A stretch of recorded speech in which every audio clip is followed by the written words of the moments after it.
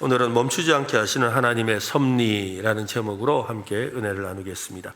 여러분, 운전할 때 내비게이션 많이 사용하시죠? 저도 그렇습니다. 목적지를 입력하면 가장 빠른 길, 또 가장 편한 길, 또 가장 빠른 안전한 길, 또 때로는 이 돈 안 내고 갈 수 있는 길, 이런 길도 알려주기도 하지요. 가끔 잘 가고 있는 줄 알았는데 내비게이션이 경로를 이탈했습니다, 새로운 경로를 탐색합니다 라고 말을 합니다. 이 길이 맞다 생각했는데 가다 보니 길이 막혀 있거나 공사 중이어서 어쩔 수 없이 차를 돌려야 할 때도 있습니다. 우리의 신앙도 그와 같을 때가 있습니다. 하나님께서 우리의 인생길을 가장 좋은 길, 가장 빠른 길로 인도해 주실 것을 기대하며 우리는 살아갑니다. 기도하고 말씀을 붙들고 나름대로 최선을 다해서 믿음의 길을 걸어갑니다. 어느 날 갑자기 내 인생의 내비게이션이 경로를 이탈했다고 말하는 것 같은 그런 순간을 경험할 때가 있지요. 잘 다니는 직장에서 어려움이 생깁니다. 건강에 문제가 생기고 자녀 문제로 속이 썩고 기도하던 제목들이 전혀 응답이 없는 것처럼 느껴질 때가 있습니다.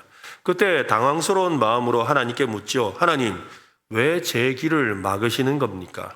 왜 저를 이렇게 돌아가게 하시는 겁니까? 제가 뭘 잘못했습니까? 우리는 왜 길이 막혔는가에 집중하느라 아주 중요한 사실을 놓치고 있습니다. 내 계획이 왜 틀어졌는지, 내 예상이 왜 빗나갔는지라는 이 생각에 사로잡혀서 진짜 중요한 거, 왜 막혔느냐가 아니라 이 막힌 길을 어떻게 통과하게 하실까를 생각하지 않는다는 거예요. 우리는 이게 왜 막혔지? 이게 왜 안 되지? 왜 내가 지금 이런 어려움을 겪지? 왜 내가 이렇게 멈춰 섰지에 대한 일에 관심을 갖다 보니까 지금 하나님이 나를 어떻게 이 어려운 상황에서 인도하시는가에 대한 관심을 놓치는 거예요. 한번 해볼까요? 하나님이 어떻게 통과하게 하시는가? 여러분의 인생에 어떻게 통과하시는지를 볼 수 있는 눈이 열리기를 바랍니다.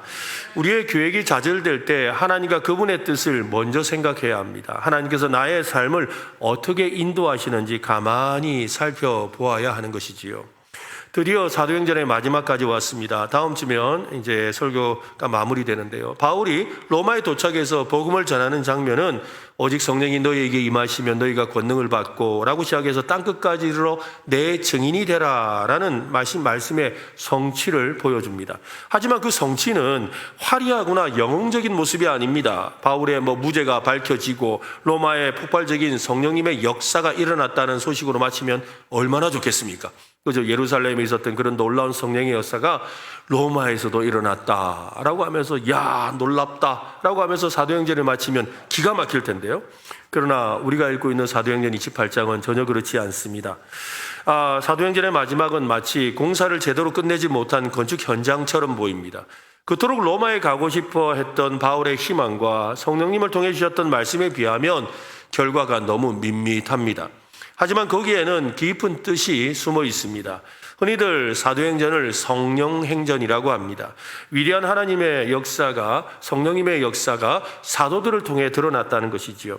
그 사도들과 함께 인도하신 그 성령님의 역사라고 해서 성령행전이라고 합니다. 이 성령님께서 이 사도들을 인도하신 방식을 한마디로 표현한다면 그것을 섭리라고 하죠. 섭리라고 합니다. 그래서 사도행전은 하나님의 섭리를 보여주는 섭리행전이기도 합니다. 사도행전 1장부터 28장까지 그 역사 속에서 하나님이 어떻게 자기 사람들을 선택하시고 또 어떻게 구원해 가시는지를 하나하나 보여주시는 하나님의 그 손길, 하나님의 섭리가 그 속에 있다라는 것입니다. 때로는 막막한 것처럼 또 막힌 것처럼 느끼고 실패한 것처럼 느끼고 의미 없는 반복 같다고 생각되는 순간에도 하나님의 섭리는 쉬지 않고 계속되고 있습니다. 사도행전을 통해 보여주신 하나님의 섭리는 오늘 우리의 삶에도 함께 하십니다. 여러분, 하나님이 함께 하심을 믿습니까? 하나님이 여러분을 인도하고 계시는 줄로 믿으시기를 바랍니다. 중요한 것은 우리가 얼마나 많은 일을 해내는 것인가가 아니라 하나님의 계획 안에서 내가 얼마나 인도받고 있느냐에 있습니다. 하나님의 섭리는 우리가 이해할 수 없을 때 가장 분명하게 드러납니다. 아무것도 진행되지 않는 것처럼 보이지만 하나님은 모든 것을 진행하고 계십니다. 바울의 여정은 멜리데라는 섬에서 완전히 멈춘 것처럼 보였습니다. 타고 가던 배는 산산조각이 났고 또한 함께했던 276명은 겨우 목숨만 건졌습니다. 계절은 겨울로 접어들고 있었습니다. 어떻게 로마까지 갈 수 있을까요? 모든 계획이 수포가 되어 버린 그런 절망적인 상황입니다. 아마 우리였다면 이렇게 기도하지 않았을까요? 하나님, 어찌하여 저에게 이런 시련을 주십니까? 로마에 가서 복음 전하는 것이 하나님의 뜻이잖아요. 왜 길을 막으시는 겁니까? 이렇게 말하며 원망과 탄식으로 주저앉았을지도 모른다는 거지요. 길이 막히면 하나님이 어떻게 인도하시는지를 살펴보아야 한다고 했습니다. 하나님의 섭리하심을 한번 보십시오. 11절입니다. 같이 읽겠습니다. 석 달 후에 우리가 그 섬에서 겨울을 난 알렉산드리아 배를 타고 떠나니 그 배의 머리 장식은 디오스구로라. 그 섬에서 겨울을 난 알렉산드리아 배, 이 배를 탈 수 있었다고 합니다. 당시 알렉산드리아는 이집트, 애굽의 이집트에 있는 도시입니다. 알렉산드리아 그 도시에는 이집트에 있는 많은 곡식들이 그 항구를 통해서 배에 실려서 로마로 이렇게 수송되었던 거지요. 그러니까 굉장히 큰 곡물 수송선이 지금 그곳에 있었던 겁니다. 안정적이고 웬만한 파도에도 끄떡이 없는 튼튼한 배였습니다. 마치 바울이 머무는 이 멜리데 섬에 로마로 향하던 알렉산드리아 배 한 척이 풍랑을 피해서 들어와서 겨울을 나고 있었다는 겁니다. 여러분, 이것이 과연 우연이겠습니까? 우연을 가정한 하나님의 완벽한 섭리입니다. 때로는 우리가 이 길이 막혀서 끝인 줄로 알았는데 아니에요. 하나님은 다른 것을 예비해 두셨습니다. 그리고 그 일을 통해 역사하십니다. 그래서 우리는 왜 이게 막혔냐, 왜 이렇게 안 되냐, 왜 이렇게 멈춰섰냐를 볼 것이 아니라 하나님이 지금 어떻게 나를 인도하시려나? 이걸 봐야 된다는 거지요. 우리는 어떤 문제가 생기면 그 문제 자체에 함몰됩니다. 내 배가 깨어졌다는 사실, 내 계획이 틀어졌다는 것에 집중하다가 낙담하고 낙심하지요. 하나님은 말씀합니다. 깨어진 배를 보지 말고 내가 너를 위해 예비한 새로운 배를 보아라. 계획이 틀어지고 길이 막혀서 어찌할 바를 모르는 분이 있습니까? 여러분, 눈을 들어서 하나님의 일하시는 섭리하는 손길을 보시기를 바랍니다. 하나님께서 여러분을 위해 예비하신 알렉산드리아 배가 반드시 있을 줄로 믿습니다. 그것은 사람일 수도 있고 새로운 기회일 수도 있고 이전과는 전혀 다른 삶의 방식일 수도 있습니다. 중요한 것은 하나님은 우리를 길 위에 내버려 두지 않으신다는 겁니다. 이것이 바로 섭리의 방식입니다. 섭리는 때로 우연이나 행운처럼 보이지만 사실은 가장 정밀한 하나님의 계획입니다. 바울의 여정은 계속됩니다. 12절을 보면 수라구사에 대고 사흘을 있다가 라고 합니다. 수라구사는 시칠리아 섬의 주요 항구입니다. 거기서 사흘을 머뭅니다. 또 13절에서는 레기온에 이르러 하루를 지난 후 남풍이 일어나므로 이튿날 보디올에 이르러 라고 합니다. 왜 수라구사에서 사흘이나 머물렀을까요? 왜 레기온에서 하루를 머물러야 했을까요? 아마도 바람 때문이었던 것 같습니다. 항해하기에 적합한 바람이 불 때까지 기다려야 했습니다. 우리의 성급한 마음으로는 이해가 안 되지요. 아니, 이왕 출발했으면 한 번에 그냥 쫙 가버리면 안 됩니까? 아니, 이렇게 할 거 그냥 한 번에 탁 해결해 주시면 안 되나? 이번 기회에 그냥 한 번에 해결해 주시면 되는 거 아닌가? 라는, 왜 자꾸 멈추고 왜 자꾸 돌아가게 하고 왜 자꾸 이렇게 주저앉게 하는 거야? 라는 그런 마음이 우리 속에 있지요. 조급한 마음이 있다는 겁니다. 사실 저도 마음이 조급할 때가 많아요. 아니, 이 길이 분명한데 왜 막으시는 거지? 아니, 이것밖에 없는 거 아시면서 왜 그럴까? 나중에 보면 결국 거기를 가는데 꼭 이스라엘 백성들이 광야 40년을 광야에서 이렇게 돌았던 것처럼 그렇게 뺑뺑 돌리는 것 같은 그런 마음이 들 때가 있지 않습니까? 하나님의 시간표는 우리의 시간표와 다릅니다. 하나님은 가장 완벽한 때 완전한 방법으로 인도하십니다. 남풍이 일어나므로 라는 구절이 그것을 증명합니다. 그들이 기다리자 로마를 향해 순항할 수 있는 가장 좋은 바람을 허락해 주셨습니다. 우리 눈에는 지체되는 시간, 허비하는 시간처럼 보이지만 하나님의 그 큰 그림 안에서는 모든 것이 합력하여 선을 이루고 있는 것입니다. 우리가 보기에는 늦은 것 같아도 하나님 뜻 안에서는 늦은 것이 아닙니다. 여러분, 히브리어에서 이 섭리라는 단어가 있을까요, 없을까요? 섭리라는 단어가 히브리어 이 성경에, 특히 이 히브리어 성경에는 나오지 않습니다. 실제로 우리 성경도 여러분 섭리라는 단어를 신약과 구약을 아무리 찾아봐도 찾을 수가 없어요. 이 섭리라는 이 단어는 사실은 성경의 단어라기보다는 신학 용어입니다.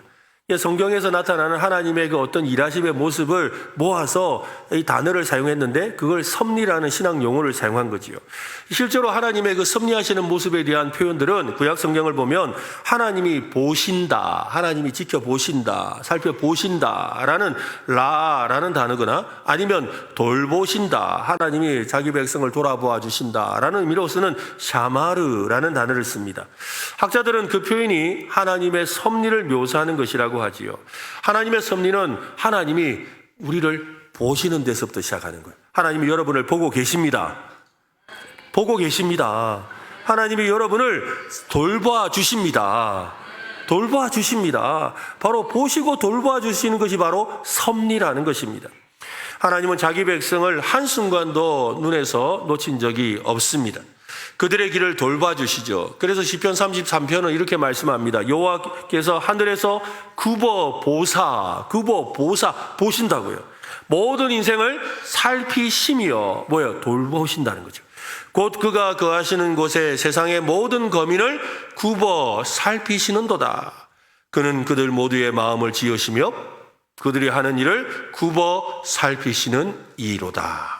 하나님은 우리를 굽어 살펴주십니다. 이 사람에게 한 말씀하세요. 하나님이 당신을 굽어 살펴줍니다. 믿습니까? 네, 혹시 여러분의 인생이 너무 더디게 간다고 느끼는 분이 있습니까? 왜 나는 다른 사람들처럼 빨리 가지 못할까? 왜 내 기도 제목은 이렇게 응답이 더딜까? 낙심하고 있지는 않습니까? 사실 저도 그런 마음 많이 가졌습니다. 왜 나는 빨리 애인이 안 생길까? 고민도 했고요. 그죠? 왜 나는 빨리 이렇게 내 진로가 안 열릴까 고민도 했고요. 나는 왜 빨리 더 좋은 사역지로 가지 않을까라는 고민도 했고요.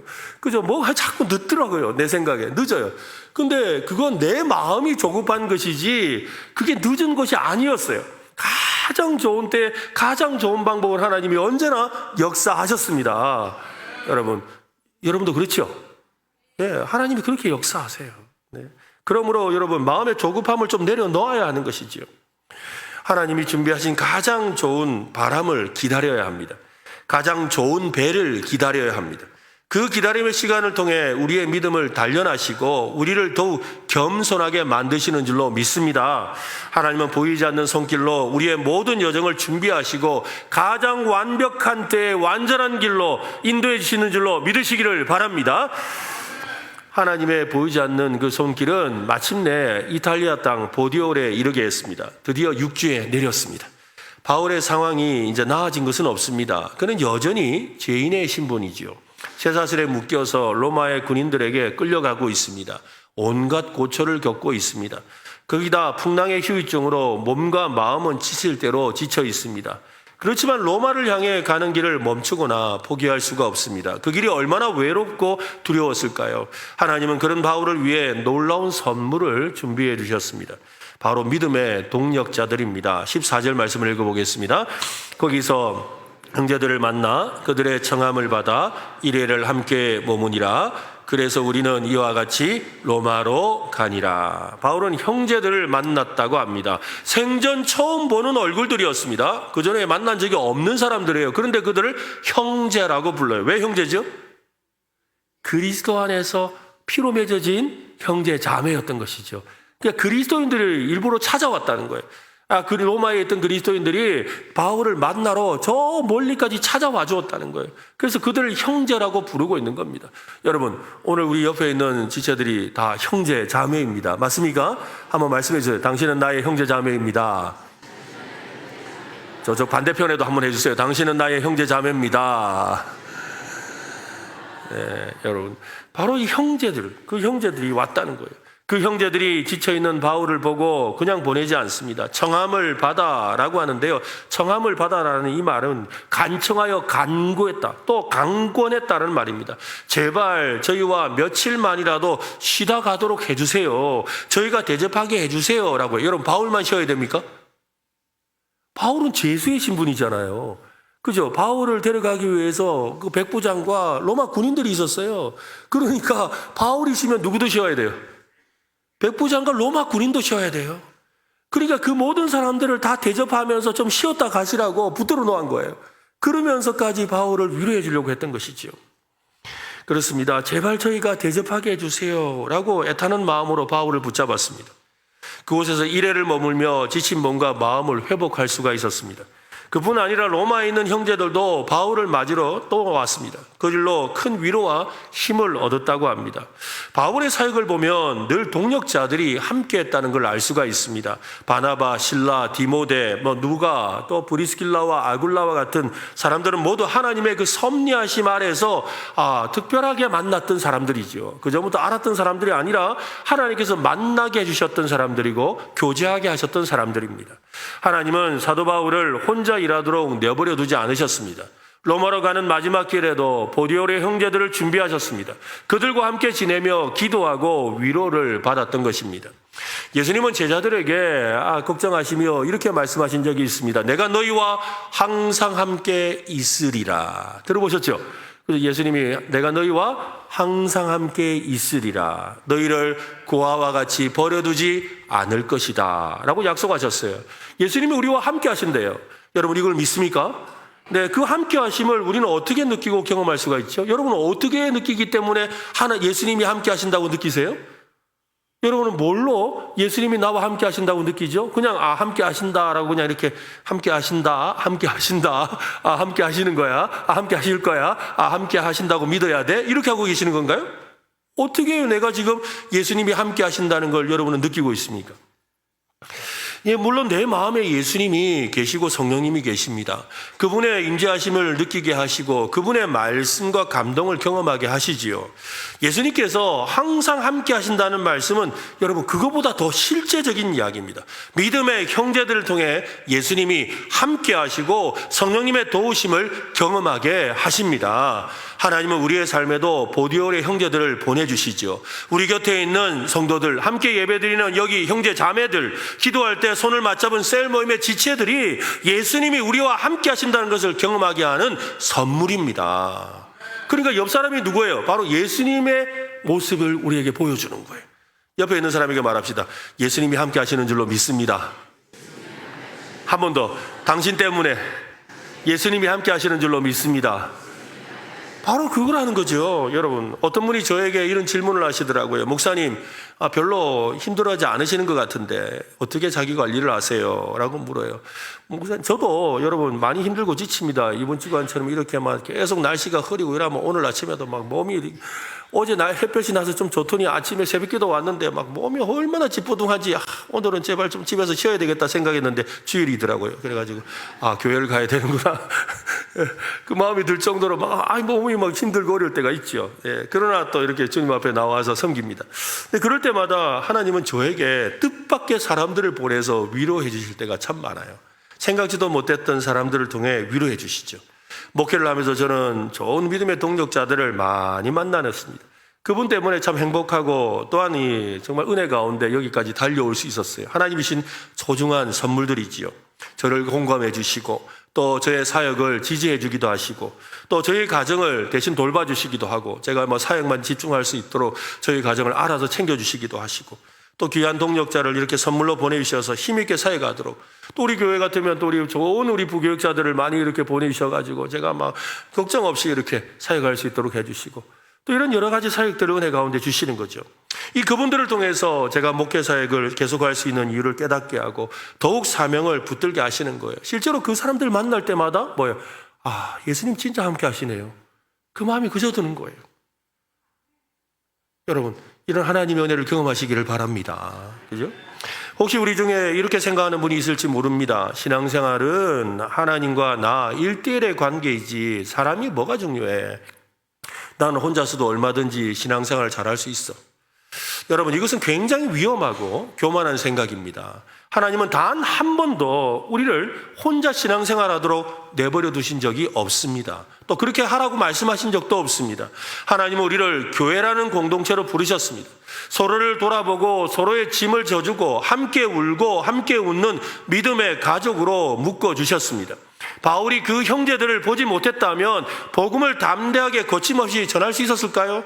아마도 어려웠을 겁니다. 성경은 이렇게 말합니다. 15절 말씀 같이 읽어보겠습니다. 그곳 형제들이 우리 소식을 듣고 아비오 광장과 트레이스 타베르네까지 맞으러 오니 바울이 그들을 보고 하나님께 감사하고 담대한 마음을 얻으니라. 여기서 담대한 마음을 얻었다에 해당하는 이 헬라어는요, 사레오라는 단어예요. 이 사레오라는 이 단어가 무슨 뜻이냐면 다시 용기를 얻었다, 다시 용기를 내었다, 이 말인 거예요. 그러니까 다시 용기를 냈단 말은 용기가 있었다 없었다? 없었다는 거잖아요. 그렇죠? 그러니까 지금 용기가 사라졌다는 거예요. 힘이 빠졌다는 거예요. 그래서 막 힘이 없어가 나도 내가 진짜 로마까지 갈 수 있겠나? 가서 내가 마지막까지 할 수 있겠나? 그런 마음이 들었다는 거예요. 그런데 그 형제들로 인하여서 하나님께 감사하고 다시 뭐가 생겼다? 용기가 생겼다는 거예요. 다시 주님의 일을 힘차게 해야 되겠다는 마음이 생겼다는 것이지요. 하나님은 공동체를 통해 바울의 심령에 새로운 용기를 불어넣으셨습니다. 성도의 교제는 성령님께서 서로의 믿음을 통해 힘을 주시는 통로입니다. 단순한 사교를 넘어서 하나님의 사명을 완수하도록 회복시켜 주시는 하나님의 선물입니다. 하나님의 위로는 사람을 통해 찾아옵니다. 우리의 따뜻한 말 한마디, 힘내라고 잡아주는 손길, 함께 흘려주는 눈물을 통해 하나님은 일하고 계시는 거예요. 여러분은 지금 홀로 신앙의 경주를 하고 있지는 않습니까? 힘들고 어려운 일을 있어도 아무에게도 말하지 못하고 혼자 끙끙 앓고 있지는 않습니까? 반대로 내 주변에 지쳐 쓰러져가는 형제 자매의 신음하는 소리를 외면하고 있지는 않습니까? 이 들길을 달려가 지친 사도를 맞이했던 로마의 성도들처럼 우리도 고통 속에 있는 지체들을 향해서 먼저 달려가 줄 수 있는 하나님의 사람, 예수님의 사람이 되시기를 바랍니다. 그저 전화 한 통, 문자 메시지 하나, 작은 선물 하나가 누군가에게는 다시 일어설 담대한 마음을 주는 하나님의 손길, 예수님의 함께 하심이 되는 줄로 믿으시기를 바랍니다. 여러분, 셀로 모이고 또 각 기관에서 함께 봉사하는 이유가 바로 여기에 있습니다. 여러분, 특별히 우리가 10월 26일에 우리 전도 초청주의를 하지요. 반갑대회를 하는데, 여러분, 우리가 그냥 전도 초청주의라 부르지 않고 정식 명칭은 보면 셀 전도 축제라고 되어 있어요. 아시죠? 네, 반갑대회인데 셀 전도 축제라고 되어 있어요. 왜 그러냐면 바로 이 우리 셀에 있는 식구들이 함께 전도하자는 거예요. 함께 셀 모임에서 어떤 사람 실제로 이번에 작정을 이렇게 하신 작정을 하신 분들이 대략 보니까 우리 지금 예배 출석하는 교인들이 한 4분의 1밖에 안 하셨어요. 네, 많이 한 줄 알았는데 4분의 1밖에 안 했더라고요. 그게 4사람 중에 1명밖에 안 한 거죠. 근데 괜찮아요. 그럴 수 있죠. 그런데 여러분, 여기 4사람 중에 1명만 그러면 전도할 겁니까? 그래서는 안 되죠. 어떤 분 중에는 우리 교회는 그런 분이 없는데 제가 예전에 사회 갈 때 그런 분들이 계시더라고요. 전도 집회, 10월 26일, 마지막 주에 하네. 아이고, 네, 그렇구나. 아이고, 그날은 내가 다른 데 좀 가야 되겠다 하고 그날 예배 빠질 생각을 하시더라고요. 걔는 미안하니까, 내가 전도 못하니까 미안해가지고, 아이고, 내가 그날은 내가 좀 다른 데 요즘에는 이제 다른 데 안 가도 되죠. 유튜브로 내가 그냥 예배 드려야 되겠다. 아이고, 내가 전도도 안 해왔는데 와서 앉아있고 자리 채우는 것보다 내가 그냥 딴 데 가야 되겠다. 여러분, 자리 채우는 것도 은혜입니다. 한번 해봅시다. 자리 채우는 것도 전도다. 여러분, 교회 왔는데 여러분이 안 오면 썰렁하면 어떻게 되겠습니까? 자리 채우는 것도 은혜인 거예요. 그러니까 여러분 다 오시기 바랍니다. 예, 그죠? 그런데 또 와서 또 그렇게 생각하는 분이 있는가 하면 어떤 셀에서는 그러는 거예요. 나는 전도를 할 사람도 없는데, 근데 그러다가 우리 셀 식구가 보니까는 몇 명을 데려온대요. 그러니까 어떻게, 내가 좀 도와줄까요? 이러면서 내가 차로 좀 운전 좀 해줄게. 차 운전해 줄 수 있잖아요. 그죠? 차로 운전해서 그 사람들 태워오는 일을 도와줄 수 있어요. 그게 바로 전도 아니겠어요? 함께 전도하는 거죠. 그죠? 또, 누가 지금 온다고는 하는데 마음이 왔다 갔다 합니다. 걱정이 됩니다. 라고 그래요. 그 말을 듣고 어떻게 해요? 우리 같이 셀에서 같이 한번 기도합시다. 같이 한 마음 돼서 작정해서 기도해 봅시다. 하나님이 도와줄 거예요. 우리도 반갑게 그 사람 이름 불러가며 기도할게요. 라고 할 때 어떻게 해요? 함께 기도하며 전도한 거 아니에요. 그래서 셀 전도 축제인 거예요. 한번 해볼까요? 함께 전도합시다. 그죠? 여러분, 함께 전도하는 거예요. 작정한 사람 혼자 데려오는 거 아니에요. 또 여러분, 기회가 되면, 그죠? 셀 식구들이 함께 모여서 밥도 함께 사주세요. 그럼 되죠. 오신 분들 밥 사주고. 다행히 우리 교회는 이제 그날 식사 줍니다. 네, 걱정하지 마세요. 그래서 같이 모여서 같이 식사도 하고, 교제도 하시고. 그러면서 함께. 그게 바로 우리 가운데 2-3 사람이 모인 곳에 우리 주님이 함께 하신다고 약속하셨습니다. 그죠? 우리가 함께 한 마음으로 전도하는 그 자리에 주님이 역사하실 줄로 믿습니다. 그렇습니다. 그래서 셀 전도 축제라고 하는 거예요. 셀로 모이고 함께 모여서 서로의 삶을 나누고 기도 제목을 나누고 함께 울고 함께 웃을 때 하나님의 살아계심을 가장 뜨겁게 체험하며 하나님의 인도하심 가운데 살아가시기를 예수님의 이름으로 축원합니다. 하나님의 놀라운 섭리는 바울을 로마까지 안전하게 인도하셨습니다. 드디어 로마에 입성했습니다. 이제 무엇을 해야 될까요? 우리가 바울의 입장이었다면 어떨 것 같습니까? 로마에 도착했어요. 도착했다면 여러분 제일 먼저 뭐 하고 싶으세요? 나 좀 씻고 내 좀 잠 좀 자야 되겠다. 그러지 않을까요? 나 좀 쉬어야 되겠다. 이런 생각을 할 수 있겠죠. 그죠? 하나님 감사합니다. 여기까지 인도해 주셨으니 저는 죄수입니다. 쇠사슬에 묶여 있습니다. 제가 뭘 할 수 있겠습니까? 일단 재판이 끝날 때까지 좀 조용히 기다리겠습니다. 재판 결과 보고 그러고 나서 제가 전도 전략을 한번 세워보겠습니다. 저 몸도 마음도 많이 지쳤거든요. 당분간 좀 쉬게 해주세요. 아마 이렇게 생각하는 거 당연합니다. 하지만 바울은 달랐다고 합니다. 그의 시선은 언제나 하나님의 나라와 예수 그리스도께 고정되어 있습니다. 17절 말씀 같이 한번 읽어보겠습니다. 사흘 후에 바울이 유대인 중 높은 사람들을 청하여 그들이 모인 후에 이르되 여러분 형제들아 내가 이스라엘 백성이나 우리 조상의 관습을 배척한 일이 없는데 예루살렘에서 로마인의 손에 죄수로 내준 바가 되었으니 이는 유대인 중 높은 사람들, 그러니까 당시에 로마에 있던 유대인 지도자들을 직접 자기에게 초청한 거예요. 개인적으로 해명이나 변명을 하려는 것이 아니랍니다. 자신이 왜 로마에 오게 되었는지를 설명하려고 하는 거죠. 유대 민족을 반대한 적이 없고 그들의 소망은 메시아에 대한 소망입니다. 근데 메시아가 이미 오셨다라는 데 대한 소망에 대해서 이렇게 쇠사슬에 내가 묶여서 예루살렘에서 여기 로마까지 오게 된 그 진짜 이유에 대해서 말하고 싶은 거죠. 자신의 고난과 억울함을 복음을 설명하는 도구로 사용하려고 했던 것입니다. 21절부터는 대화의 방향이 아주 흥미롭게 변화되는데요. 한번 보세요. 그들이 이르되 우리가 유대에서 너에게 대한 바울에 대한 편지도 받은 일이 없고 또 형제 중 누가 와서 너에게 대하여 바울에 대하여 좋지 못한 것을 전하든지 이야기한 일도 없다. 나는 바울 네가 누군지 모른다. 우리들은 바울 너에 대한 아무런 소식을 들은 바가 없단다 라고 이 유대 지도자들이 말하는 거예요. 그런 다음에 이에 우리가 너의 사상이 어떠한가 듣고자 하니 네가 도대체 무슨 것을 주장하는지 우리가 듣고 싶은 마음이 있다라고 말을 했어요.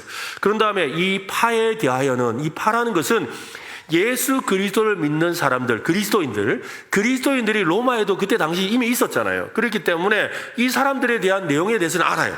저 그리스도인들, 그 예수파, 예수를 믿는 사람들이 어떻게 한다는 걸 알고 있어요. 그리고 이 사람들이 곳곳에서 어떤 종교적인 어려움들이 있다는 것에 대해서 안다는 거죠. 그래서 어디서든지 반대를 받는 줄 알기 때문이라. 그래서 도대체 네가 뭘 말하는지 한번 내 들어보고 싶다라고 했다는 거예요. 유대인들에게 바울에 대한 정보가 없지만 복음에 대한 오해는 이미 퍼져 있었습니다. 오늘날과 다를 바가 없지요. 사람들은 예수님을 모르면서 교회를 오해합니다. 제대로 모르면서 아는 척하면서 교회는 이렇고 저렇고 목사는 어떻고 예수가 어떻고 막 이야기를 하죠. 복음을 정확하게 듣지 못했지만 막연한 거부감을 가지고 있는 겁니다. 그런 상황에서 바울은 자리를 마련합니다. 23절, 24절에 보면 그들이 날짜를 정하고, 그래서 모시에, 우리로 치면 10월 26일, 그죠? 10월 26일 반갑데이 하고 정했다는 거예요. 그가 유숙하는 집에 많이 오니 바울이 아침부터 저녁까지 강론하여 하나님의 나라를 증언하고, 그렇습니다. 바울이 어떻게 했다고요? 아침부터 저녁까지 설교했다는 거예요. 저는 이 목회를 지금 30년째 하고 있는데 하면서 전도 집회도 30년째 하고 있습니다. 하면서 저는 지금까지 한 번도 유명한 누구를 불러서 대신 복음 전하게 한 적이 없어요. 저는 제가 복음을 전합니다. 왜냐하면 예수 복음 들어야 되기 때문에. 예수 복음 듣게 하세요. 오늘 여러분의 가족, 여러분의 친구, 여러분의 이웃을 예수 복음 듣게 하시기를 바랍니다. 바울이 그랬다는 거예요. 그래서 강론하여 하나님 나라를 증언하고 모세의 율법과 선지자의 말을 가지고 예수에 대하여 권하더라.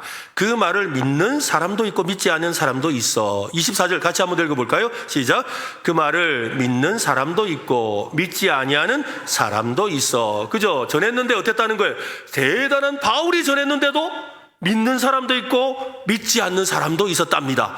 그러니까 여러분, 그날에 우리 데려왔다고 여러분 너무 염려하지 마세요. 그러니까 그냥 데려오기만 하면 되는 거예요.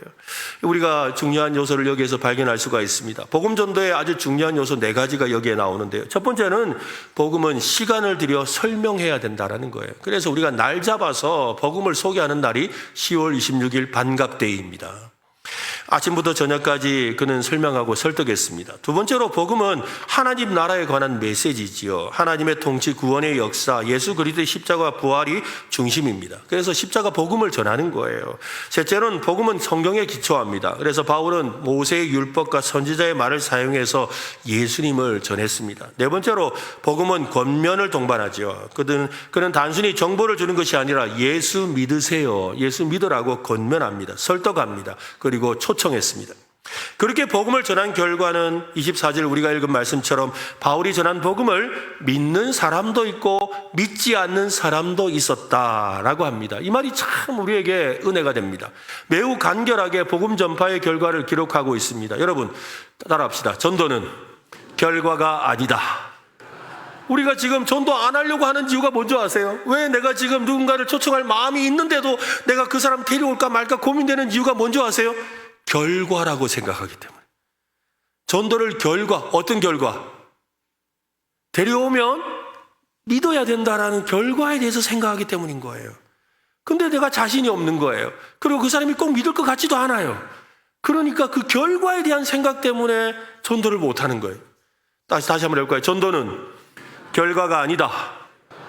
다시 한번 더 합시다. 전도는 순종이다. 옆 사람에게 합시다. 전도는 순종입니다. 한 번 더 할까요? 전도는 순종이다. 이 정도는 안 될 것 같아요. 한 번 더 용기 있게 한 번 더 합시다. 전도는 순종이다. 여러분, 전도는 결과가 아니에요. 결과가 아니에요. 순종하는 거예요.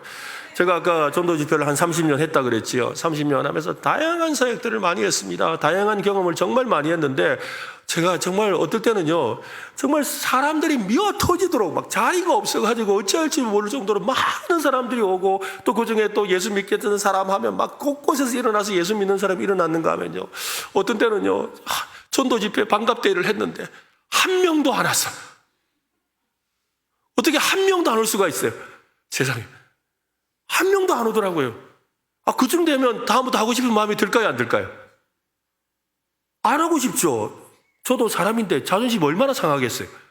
사람들이 저보고 뭐라 해서 저 목사는 뭐길래 저렇게 한 명도 안 오노. 여러분, 성도 안 데려온 성도를 뭐라 하는 게 아니라 저 목사 뭐라 하거든요. 저 목사는 참 평소에 기도 안 했나 보다 이러면서 막 별소리 다 하는 거예요. 그런 마음이 들면 다음에 전도 하고 싶겠어요, 안 하고 싶겠어요? 안 하고 싶죠. 아까 말씀드렸습니다. 전도는 뭐가 아니라고요? 결과가 아니다. 전도는 뭐라고요? 순종이라고요. 순종하는 거예요. 다시 한 번 더. 전도는 결과가 아니다.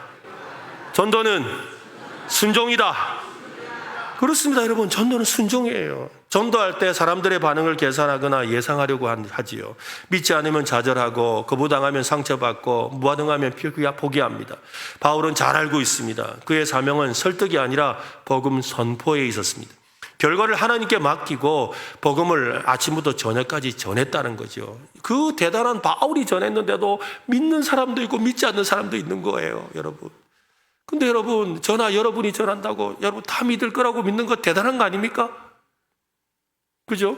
바울이 전했는데도 믿는 사람도 있고 믿지 않는 사람이 있었다는 거예요. 복음은 모든 이에게 열려 있지만 모두가 받아들이지는 않습니다. 그것은 복음을 전하지 않을 이유가 될 수 없습니다. 복음을 전하는 사람은 오직 한 가지를 책임질 뿐이죠. 정확하게, 진실하게, 담대하게 전하는 일에 순종하는 것입니다. 반응은 하나님의 주권에 속한 영역인 거예요. 오늘 우리는 이 말씀 앞에서 스스로 질문해야 합니다. 내가 만나는 사람들에게, 가족에게, 직장 동료에게 예수 그리스도를 증거하고 있습니까? 혹시 거절당할까 봐 두려워 입을 닫고 있지는 않습니까? 그들이 믿지 않을까 봐 걱정이 되어서 미리 포기하고 있지 않습니까? 복음은 전해야만 열리는 생명의 문입니다. 그리고 여러분, 문을 한 번 두드리는 것보다 두 번, 세 번 두드려야 열어주는 거예요. 그죠? 그래서 제가 전에 말씀드렸죠. 전도 집회 어떤 손님? 그렇죠. 단골 손님이 예수 믿는다. 다시 한번 할까요? 단골 손님이 예수 믿는다. 그죠? 단골 손님이 예수 믿는 거예요. 작년에 왔던 분 또 와야 되는 거예요. 또 듣는 거예요. 그래서 여러분 껍질이 하나씩 하나씩 벗겨져서 그 심령의 복음의 역사가 일어납니다. 예, 여러분 우리는 순종하는 것뿐이지요. 복음을 전해야 한다는 것입니다. 복음은 설명되어야 됩니다. 복음은 선포되어야 합니다. 복음은 전파되어야 합니다. 복음을 통해서 사람들을 회개로, 믿음으로, 영생으로 이끌어야 합니다. 우리는 하나님의 섭리를 믿는다고 하면서도 쉽게 낙심합니다. 좋은 공동체를 누리고 있다고 하면서도 홀로 외로워질 때가 있지요. 복음을 알고 있다고 하면서도 침묵합니다. 하나님은 우리에게 요구하시는 것은 상황과 감정의 환경에 좌우되는 그런 믿음이 아니라 끝까지 가는 믿음입니다. 포기하지 않는 신앙, 흔들려도 주님께 충성하는 이 마음이지요. 사실 사도행전 28장은 바로 그것을 우리에게 도전하고 있는 것입니다. 사도행전 28장의 결론이죠. 사실 사도행전의 결론인데 그 결론이 뭔가 이렇게 우리에게 주시는 메시지가 있을 거 아니에요. 근데 그 사도 바울이 행한, 로마에서 행한 그 모습을 통해서 발견하는 게 뭐예요? 아, 하나님이 함께 하시는구나. 아멘? 그죠? 아, 하나님이 함께 하시는구나. 누구를 통하여? 형제들을 통하여. 믿음의 사람들을 통하여 함께 하시는구나. 그 다음에 또 뭐예요? 상황이 어떻다 하더라도 끝까지 순종하고 전하면 되는구나. 그죠? 믿는 사람도 있고 믿지 않는 사람도 있지만 사실 여러분 사도행전 28장쯤 되면 모든 사람이 다 믿었더라 라고 결론이 나야 정상이잖아요. 그런데 믿는 사람도 있고 믿지 않는 사람도 있다고 결론을 내렸어요. 왜? 아, 그렇구나. 전하는 일이 중요하구나. 세 번째는 뭐예요? 그 사명을 끝까지 충성해야 된다는 거예요. 이 세 가지. 여러분, 하나님이 함께 하십니다. 여러분, 우리는 전하면 됩니다. 그죠? 충성하시기 바랍니다. 이 세 가지가 바로 사도행전이 우리에게 주는 결론인 것이지요. 결과에 연연하지 말고 끝까지 진실하게 믿음의 길을, 복음 증거의 삶을 살아가라는 것입니다. 한 선교사님이 선교지에서 선교사 훈련을 하던 중에 훈련생들에게 묻습니다.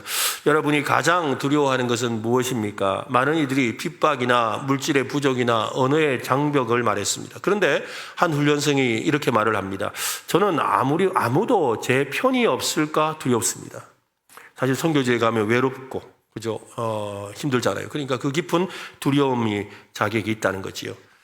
여러분, 그래서 하나님은 교회를 주셨고, 공동체를 주셨고, 성령님을 보내주셔서 우리 안에 거하십니다.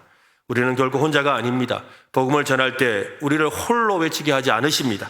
함께 하시며 함께 세상 가운데 동행하여 주실 줄로 믿습니다. 여러분, 성령님과 함께 말씀으로 공동체가 함께 복음 전하는 저와 여러분 되시기를 예수님의 이름으로 축원합니다.